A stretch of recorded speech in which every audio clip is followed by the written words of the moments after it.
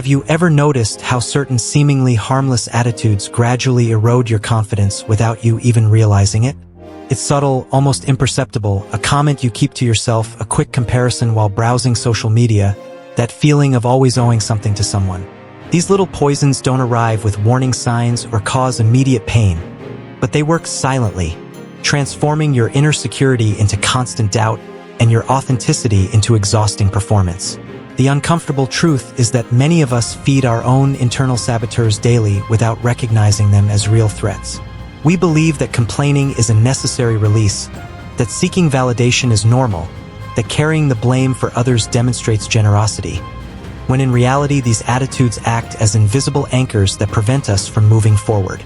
The problem lies not only in recognizing these destructive patterns, but in understanding that they disguise themselves so well as normality that questioning them seems almost radical.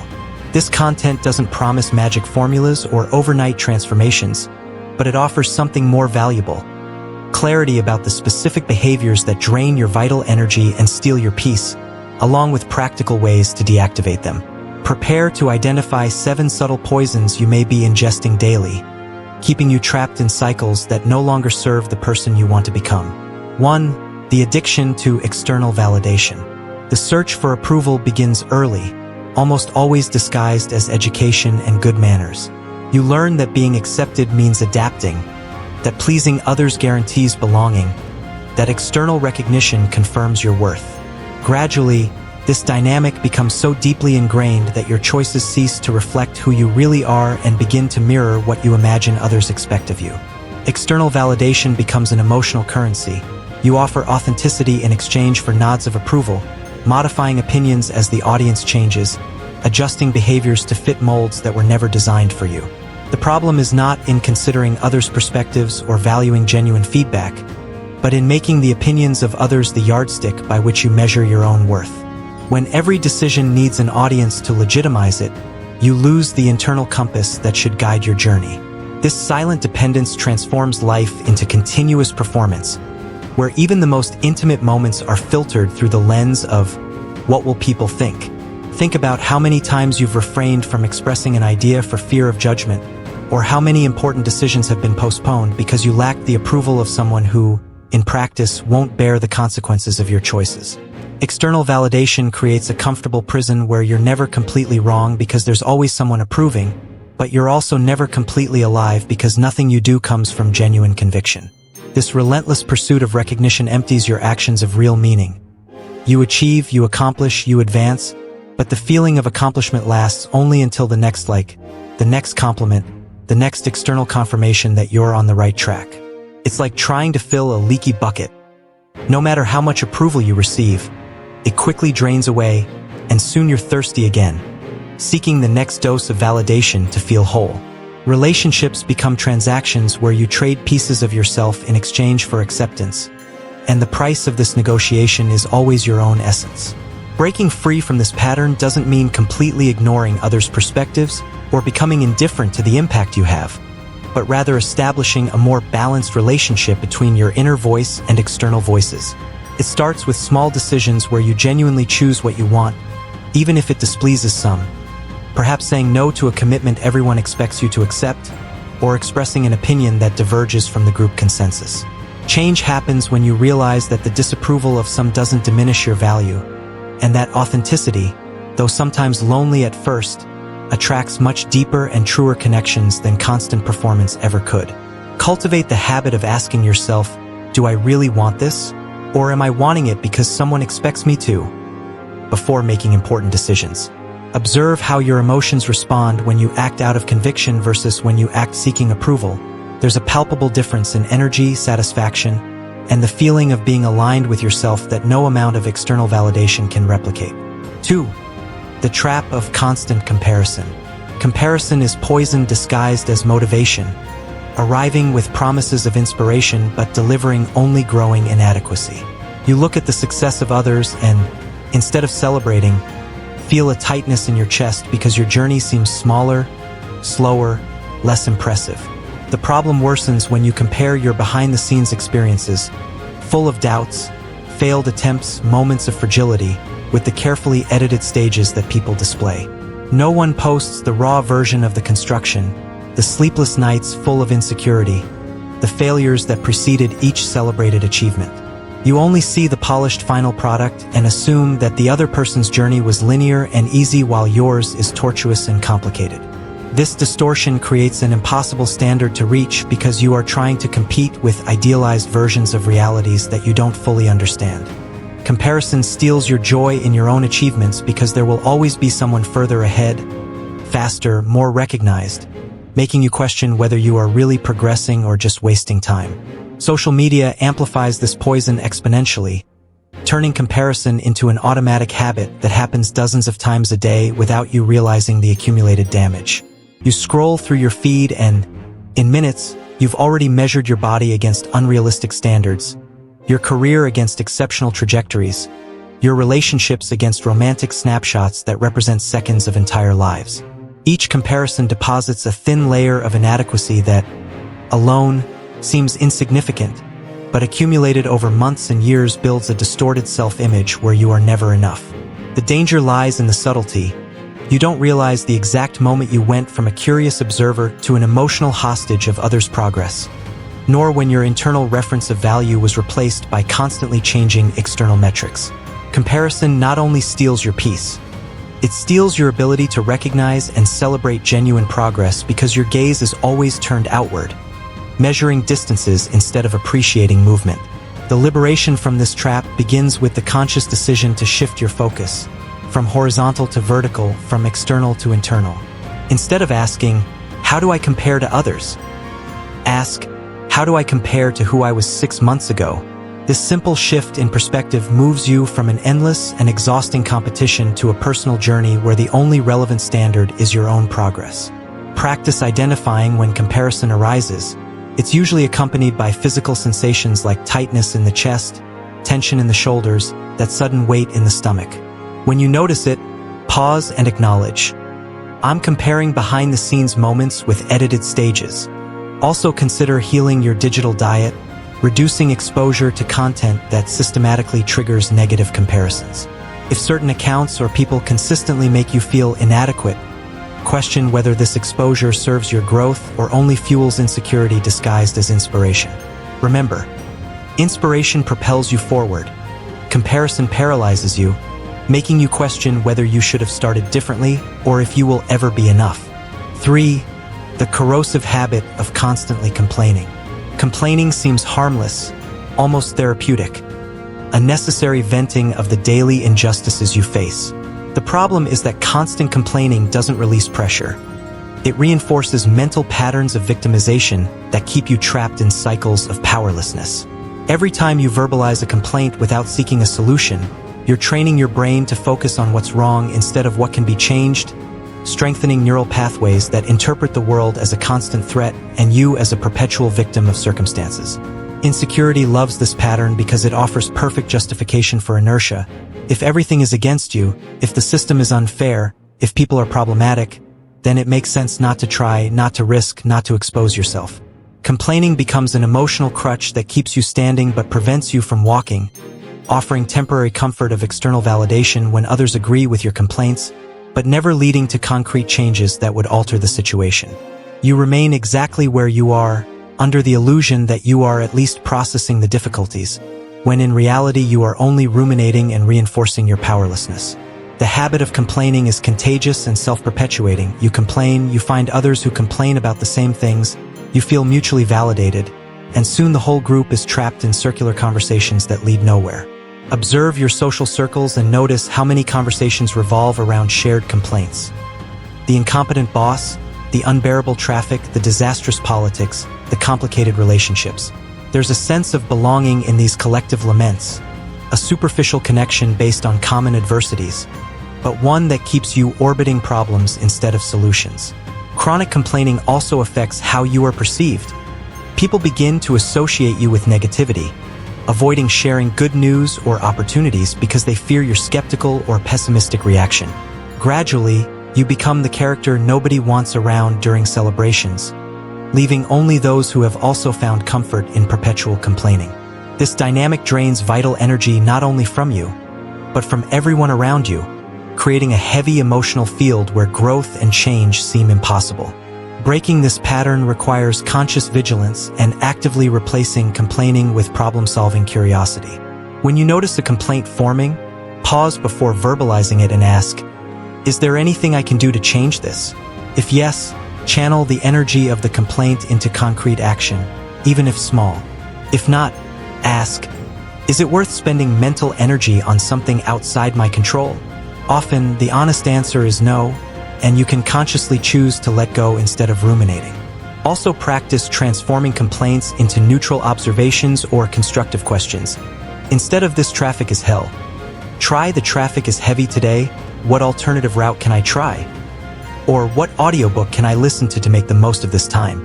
The change in language may seem trivial, but it fundamentally alters your posture from reactive to proactive, from victim to agent of your own experience. Read works such as Marcus Aurelius' Meditations, where the philosopher emperor demonstrates how focusing on what is under your control frees up energy wasted on lamenting the uncontrollable, cultivating serenity amidst the inevitable chaos of existence. 4. Relationships that drain your energy. There's a type of relationship that doesn't shout its toxicity, but constantly whispers it, draining your vitality in small, frequent doses that you learn to normalize. These are relationships where you need to measure every word, where spontaneity has been replaced by careful calculation, where you consistently leave more exhausted than when you entered. Insecurity makes us tolerate these dynamics because it questions our perception. Maybe you're too sensitive, too demanding, too problematic. You rationalize that every relationship has challenges, that nobody is perfect, that you also have flaws, using these generic truths to justify staying in relationships that consistently diminish you. The problem isn't accepting imperfections or investing in relationships that require effort. It's normalizing dynamics where the wear and tear is unilateral, where you're constantly adjusting, explaining yourself, apologizing, while the other person remains comfortably at the center of the equation without genuine reciprocity. 6. Paralyzing resistance to change. The familiar, even when painful, offers a peculiar kind of comfort that insecurity learns to prefer over the potentially liberating unknown. You remain in situations that no longer serve you, jobs that drain your soul, routines that perpetuate stagnation, relational patterns that repeat the same problems, because at least they are familiar, predictable, controllable within parameters you know. Change, on the other hand, brings uncertainty that your mind interprets as a threat, triggering protective mechanisms that manifest as resistance, procrastination, creative rationalization of why now is not the right time. You find 1,000 logical reasons to postpone necessary transformations. The economy is unstable, you don't have sufficient qualifications. Perhaps things will improve if you wait a little longer. These justifications seem prudent, but are often just fear disguised as pragmatism, sophisticated ways that insecurity uses to keep you exactly where you are. The irony is that remaining in familiar discomfort usually costs more energy, health, and time than the temporary discomfort of necessary changes would. Paralyzing resistance operates through a psychological mechanism that transforms increasing discomfort into tolerable normality. You gradually adapt to conditions that initially seemed unacceptable, incrementally lowering standards until the unbearable simply becomes your everyday reality. This normalization of discomfort is dangerous because it masks the real cost of not changing. Dreams indefinitely postponed, unrealized potential, versions of yourself that never come to exist because you chose apparent security over necessary growth. Insecurity fuels this dynamic by whispering that you are not capable, that it is too late, that the risk is too great, that you should be grateful for what you have even if it doesn't satisfy you. Each passing day reinforces this pattern, making change seemingly more difficult because now there is more time invested, more identity built around the current situation, more imagined shame in admitting that you remained so long in something that didn't work. Resistance builds ever higher walls between you and the life you could be living. Breaking this cycle doesn't require dramatic leaps that your frightened mind can easily reject, but small, invisible steps that deceive resistance precisely because of their apparent insignificance. If big change seems impossible, start with microscopically smaller versions. Don't plan the big trip, but research a destination for 5 minutes. Don't quit your job, but update your resume. Don't end the dysfunctional relationship, but have an honest conversation about a specific pattern. These tiny steps perform 2 essential functions. They prove to your mind that change doesn't mean catastrophe, and they create momentum that makes the next step slightly easier. Also recognize that discomfort is not a sign of error, but evidence of growth in process. Muscles ache when they are being strengthened. Butterflies experience intense discomfort when breaking out of their cocoons. The discomfort of change is temporary and productive. The discomfort of stagnation is permanent and corrosive. Practice reinterpreting signs of anxiety about change not as warnings of danger, but as indicators that you are expanding beyond self-imposed limits. When you feel paralyzing fear, ask yourself, am I in real danger or just uncomfortable with the unknown? Most of the time, it's the latter, and recognizing this returns the power of choice that insecurity had hijacked. 7. Denial of one's own emotions. You learned early on that certain emotions are inconvenient, that showing vulnerability is weakness, that the ideal is to remain controlled, positive, and functional regardless of internal storms. This emotional denial doesn't happen consciously. You don't explicitly decide to ignore what you feel. You simply develop an automatic ability to push uncomfortable feelings under the rug of consciousness, pretending everything is fine while unprocessed emotions fester in invisible places. Insecurity fuels this pattern because acknowledging genuine emotions, especially difficult ones like anger, sadness, and frustration, seems to confirm that something is wrong with you or your life, an admission your mind prefers to avoid. So you smile when you're furious, say you're just tired when you're actually devastated, transform legitimate anxiety into overwork or compulsive distraction. Denying what you feel doesn't make the emotion disappear. It only transforms it into indirect symptoms. Unexplained irritability, chronic fatigue, persistent emptiness, disproportionate outbursts over small frustrations that actually represent months of repressed feelings. The problem with emotional denial is that it progressively distances you from yourself, creating an internal split where part of you is performing normality while another part is screaming for attention that you refuse to give. You lose access to essential information that emotions offer. Anger points to boundaries being violated and dignity demanding defense. Sadness signals necessary endings and losses that need to be mourned in order to be integrated. Anxiety reveals imbalances between external demands and internal resources. When you deny these messages, you become oblivious to your own internal processes, unable to make adjustments because you don't recognize when something is wrong until the situation has already reached a critical point. This disconnection also profoundly affects your relationships. You can't communicate needs that you yourself don't recognize. You can't set boundaries on violations that you minimize. You can't ask for support for difficulties that you insist on pretending don't exist. People around you may sense the incongruity between your words, "I'm fine," and your energy, "clearly not," creating distrust and distance in bonds that could be deeper if there were emotional honesty. Accepting emotions doesn't mean being dominated by them or acting impulsively under their influence, but recognizing them as valid data about your internal experience that deserve conscious attention. Start by practicing naming what you feel without judgment. Not, "I'm being ridiculous," but simply, "I'm feeling anxiety," or "there's anger present." This naming alone creates observer distance that transforms the emotion from something you are to something you are experiencing, a subtle but powerful shift that restores agency. Allow yourself to feel without necessarily acting. You can acknowledge intense anger without needing to explode. You can feel deep sadness without needing to collapse. You can experience fear without needing to run away. Emotions, when fully acknowledged and felt, generally move through you more quickly than when they are repressed. Create regular emotional check-in practices, brief pauses throughout the day where you sincerely ask yourself, "What am I really feeling right now?" and listen to the answer without correcting or minimizing it. Also consider journaling as a tool for emotional processing, giving space for feelings to take shape in words where you can see them more clearly. The courage to feel fully is also the courage to live fully, because both require authentic presence with what is real instead of escaping into what would be more comfortable to pretend.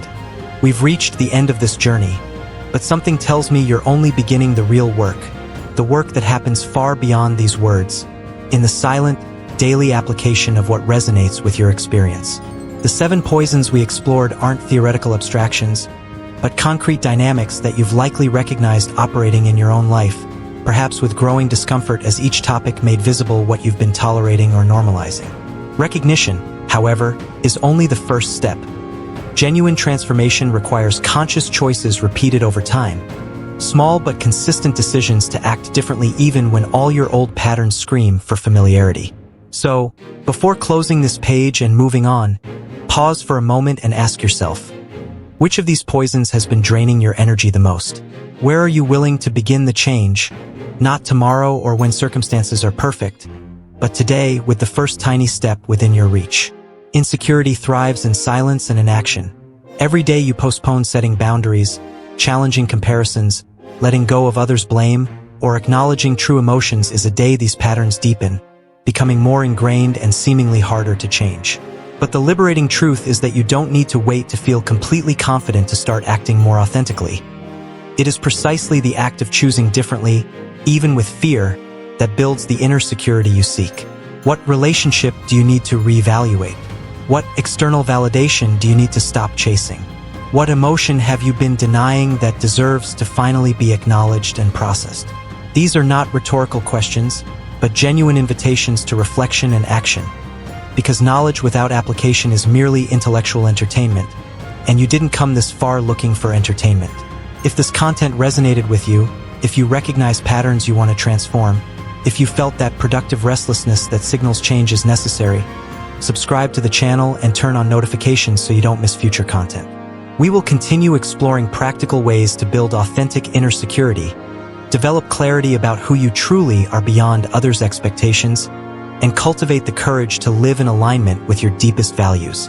Your journey of liberation from these subtle poisons begins now, not when you feel ready, but when you decide you've tolerated enough.